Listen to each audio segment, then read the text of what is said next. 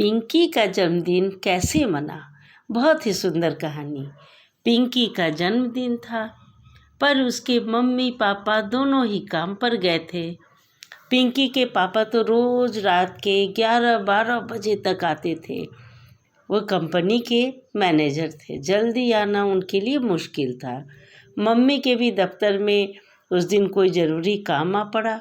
उन्होंने कहा था, पिंकी मैं कोशिश करूँगी कि शाम को 6 बजे तक ज़रूर आ जाऊँ। ऐसा करो, तुम अपनी सहेलियों को 7 बजे के आसपास बुला लो। सुनकर पिंकी उदास हो गई, सोचने लगी, मेरी सहेलियाँ तो दूर दूर रहती हैं। सर्दी के दिन में वे मेरी बर्थडे पार्टी में शामिल होने के लिए रात को 7 बजे आएंगी, तो वापस घर कब पहुँचेंगी? उन्हें घर पहुँचाने कौन जाएगा? इस चिंता में तो जन्मदिन का सारा मज़ा ही किरकिरा हो जाएगा। पर भला पिंकी मम्मी पापा को कैसे समझाए यह बात? चलो पापा न सही, मम्मी ही एक दिन की छुट्टी ले लेती तो मज़ा आता। पर मम्मी कह रही थी, इन दिनों दफ्तर में छुट्टी किसी को नहीं मिल रही है। छोटे से लेकर बड़े तक सभी सुबह से शाम तक डटे रहते हैं। दफ्तर में कोई ज़रूरी इंस्पेक्शन होना है, फिर मैं कैसे आ सकती हूँ? यही सब सोचते हुए पिंकी घर में परेशान सी बैठी थी। बार बार एक ही बात उसके मन में आती, अच्छा है मेरा जन्मदिन, ओह आज के दिन भी मेरे जीवन में कोई खुशी नहीं। पिंकी सोच ही रही थी कि क्या करूँ जिससे मेरी ऊब मिटे। इतने में सीढ़ियों पर जोर जोर की धप धप की आवाज़ सुनाई पड़ी और फिर जोर से दरवाज़ा पीटने की आवाज़ें। पिंकी दौड़कर गई और दरवाज़ा खोला तो मुंह से खुशी के मारे चीख निकल गई। एक एक करके उसकी सारी सहेलियां और दोस्त धप धप करते हुए घर के अंदर आ गईं। सबने हैप्पी बर्थडे और जन्मदिन मुबारक कहकर पूरे घर को गुंजा दिया था। पिंकी की खुशी का ठिकाना न रहा। बोली, अरे वाह, तुम लोगों ने तो कमाल कर दिया। मैं सोच रही थी कि तुम लोगों को किस समय बुलाऊं, क्योंकि पापा तो देर से लौटेंगे और मम्मी भी 6-7 बजे से पहले आ नहीं पाएगी। लेकिन तुम लोगों ने अच्छा किया, बिन बुलाए आ पहुँचे। भला अपनी प्यारी प्यारी पिंकी के जन्मदिन पर भी क्या हमें किसी बुलावे का इंतज़ार करना था? गुंजन चहककर बोली। इस पर पिंकी के चेहरे पर खुशी छा गई। बोली, सच तुम लोगों के आने से बहुत अच्छा लग रहा है, सो तो ठीक है, मगर तुमने यह तो पूछा ही नहीं पिंकी कि हम तुम्हारे लिए क्या गिफ्ट लाए हैं।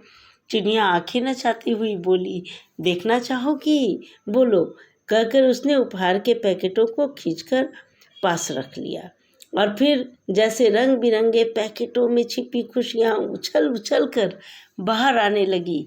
सबने खोल खोल कर पैकेट देखना शुरू किया। सबसे पहले गुंजन ने डांस करने वाली अपनी जापानी गुड़िया निकाली, बटन दबाया और वह घाघरा फैलाकर नाचने लगी और उसमें से आवाज़ें आने लगी, हैप्पी बर्थडे टू यू। चिनिया एक सुंदर पेंटिंग लाई थी जिसमें पहाड़ों के बीच मोती जैसी सुंदर झील का दृश्य बना था। बरखा हरे पन्नों वाली एक सुंदर डायरी लाई थी जिसके हर पेज पर अलग अलग पेंटिंग बनी हुई थी। लतिका गणेश जी की एक सुंदर कलात्मक कृति भेंट की। चुनमुन खूबसूरत पेन सेट लाया था और धीरू हरे नीले पीले सुंदर फूलों से सजा पीतल का चमचमाता फूलदान देखकर पिंकी तो झूम उठी। बोली, तुम लोगों को पता है, अभी थोड़ी ही देर पहले मैं जन्मदिन को लेकर कितनी दुखी थी, लेकिन अब तो लग रहा है मेरे जन्मदिन पर खुशियाँ ही खुशियाँ बिखर गई। रंगों की बरसात हो रही है। ओह मैं कितनी खुश हूँ। इस पर पिंकी की सहेलियाँ और दोस्त मिलकर गाने लगे, बार बार दिन ये आए, और सभी ने पिंकी को जन्मदिन की मुबारकबाद दिया। पिंकी का यह प्यारा गाना सुनकर पिंकी का चेहरा खुशी के मारे लाल हो गया। बोली, ठहरो, तुम्हारे लिए कुछ खाने को लाती हूँ। मम्मी तो है नहीं, पर जो कुछ भी रूखा सूखा है। क्या है रूखा सूखा, जरा बताना तो? बरखा ने भौहें नचाकर कहा, घर में ब्रेड पड़ा है, जैम भी है, बिस्किट भी है, नमकीन है, फल है, काजू बादाम वाले लड्डू भी हैं, और कल ही मम्मी ने बनाया था गाजर का हलवा, और इसी से हम लोगों का बर्थडे मनेगा। कुछ स्पेशल डिश भी होनी चाहिए पिंकी रानी। पर स्पेशल क्या? पिंकी बोली, मुझे तो कुछ बनाना ही नहीं आता। और तुम्हें नहीं आता तो हमें तो आता है, चिनिया ने कहा। और पिंकी की सभी सहेलियां और दोस्त हंस पड़े। बस तुम यह बताती जाओ पिंकी की चीज़ें कहाँ हैं। बरखा बोली, बाकी तो हम खुद बना लेंगे। और फिर पूरी की पूरी मंडली धप धप करती रसोई घर में पहुंची।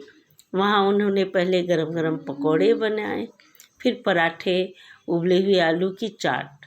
सबने जी भर कर खाया।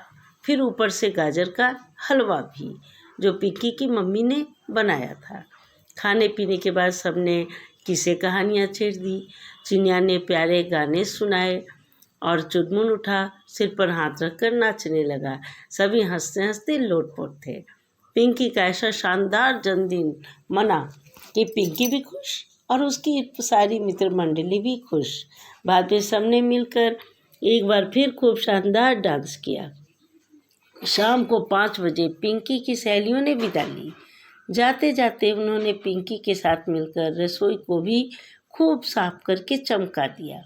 कोई 7 बजे पिंकी की मम्मी आई तो बोली, अरे मैं तो बहुत थक गई हूँ पिंकी, बता तो तेरे दोस्त कब आएंगे। मम्मी, वे सब आकर चले भी गए, लो आप भी खाओ आलू की यह चाट, कहकर पिंकी ने पूरा किस्सा सुनाया तो मम्मी भी धीरे से मुस्कुरा दी। प्यार से चाट खाते हुए बोली, happy birthday to you Pinky. और उन्होंने पिंकी का माथा चूम लिया। तभी एकाएक गुंजन की दी हुई जापानी गुड़िया घाघरा फैलाकर नाचने लगी, हैप्पी बर्थडे टू यू। इस पर पिंकी और उसकी मम्मी एक साथ हंसी छूट गई और पिंकी को लगा, अरे मैं तो बेकार परेशान हो रही थी, जबकि मेरा बर्थडे तो इस बार ऐसे मज़ेदार ढंग से मना कि हमेशा याद रहेगा। कहानी आपको अच्छी लगे तो सब्सक्राइब करना ना भूलें। Thank you.